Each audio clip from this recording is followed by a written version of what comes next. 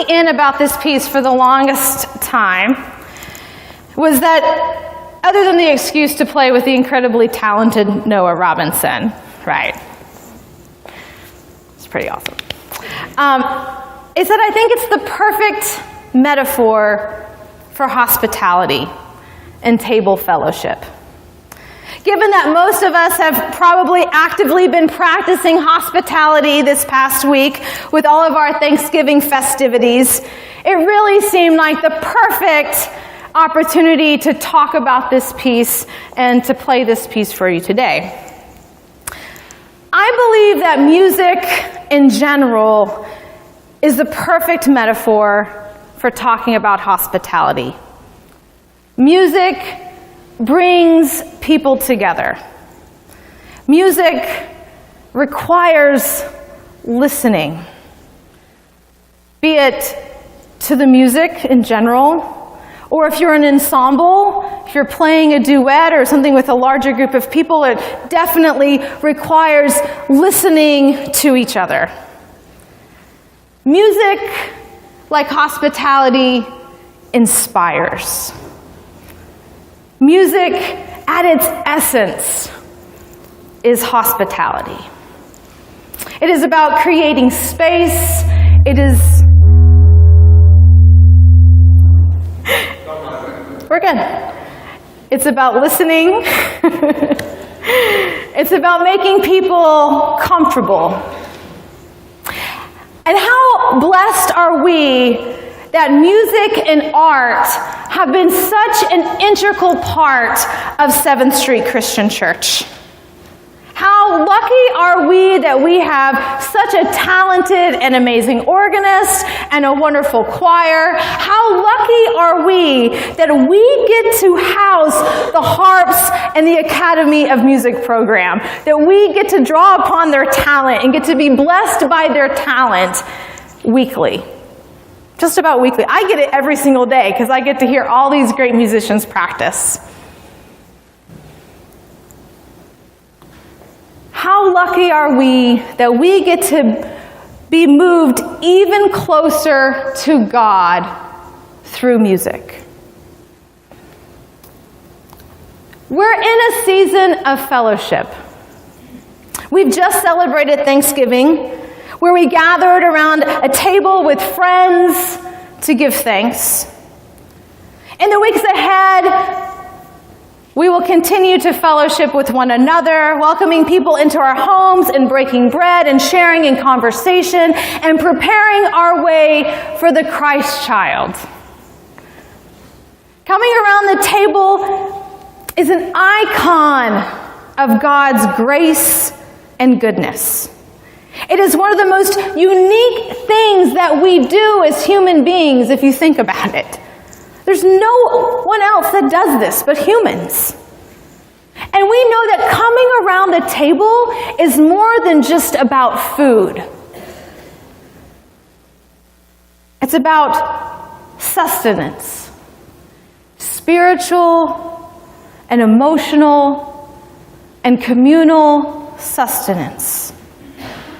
And what's exciting is that throughout history, throughout our sacred text, God shows up at tables. God knows that through the table is a way to make connections. Whether it's the Passover meal, or whether it's communion, or whether, as it's in our text, Jesus making breakfast for his disciples on the beach. Theologian N.T. Wright captured something of this sentiment when he wrote, when Jesus himself wanted to explain to his disciples what his forthcoming death was all about, he didn't give them a theory. He gave them a meal. But we know that just having a meal together doesn't make everything hunky-dory. We know that sometimes fellowship is difficult. Maybe this is the first holiday without a loved one. And so a communal meal stirs up sadness and feelings of loss. Maybe there's been an emotional hurt or injury with someone sitting at your table, and so a communal meal is just uncomfortable.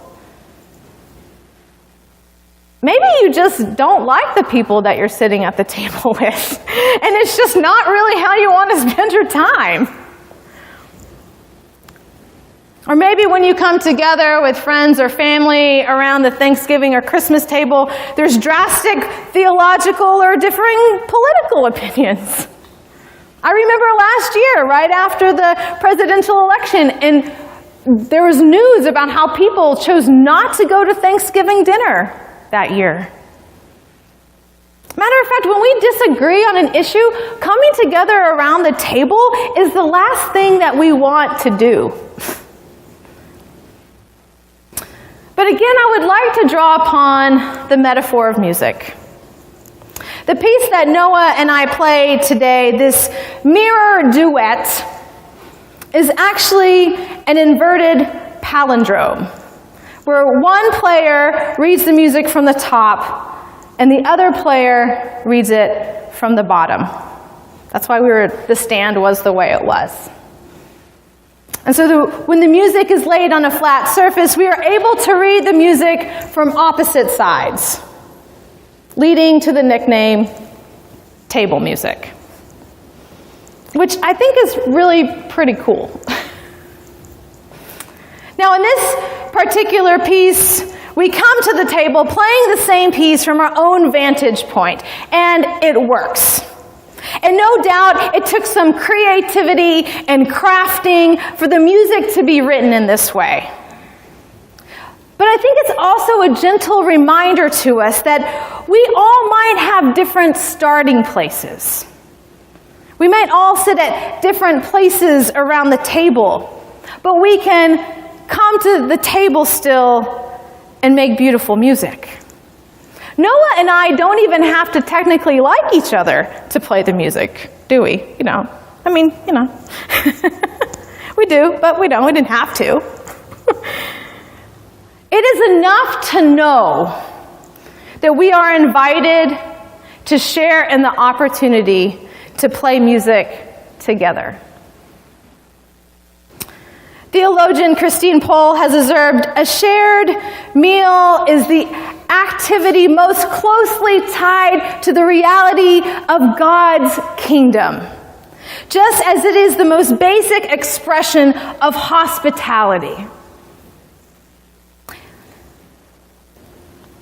Sharing a meal, coming to the table, showing hospitality is the starting place where bridges can be built, where reconciliation can happen. As we wait for the world to come and we seek to navigate the complexity of the world that is, the church's life will be nurtured and sustained as we recover the spiritual discipline of hospitality. As we move forward in this holiday season, it is my prayer that we remember that the Table Fellowship is a place to remember the blessings of God. One ancient Hebrew prayer says, "Blessed are you, O Lord, King of the universe, for you give us food to sustain our lives and make our hearts glad." We need to recover the importance of gathering with people around our tables for the purpose of enjoying a meal as both a gift and as a means of grace. And such gatherings don't need to involve lavish spreads. They can, in fact, be quite simple. It's about creating those spaces where God's presence can be felt. And that may be in a meal in your home, but it can also be just how you greet someone and welcome them into a space. It's about making the most of an opportunity to extend Christ's hospitality. And when we do that, an authentic experience is created, where guests get a glimpse of the banquet of the kingdom to come, a little foretaste of the peace of God. It's what is known as that thin place. The thin places where that veil separates heaven and earth is so exceedingly thin. So it's my prayer for you and for us this season, that in the days ahead that we may all receive and practice hospitality. Let it be so.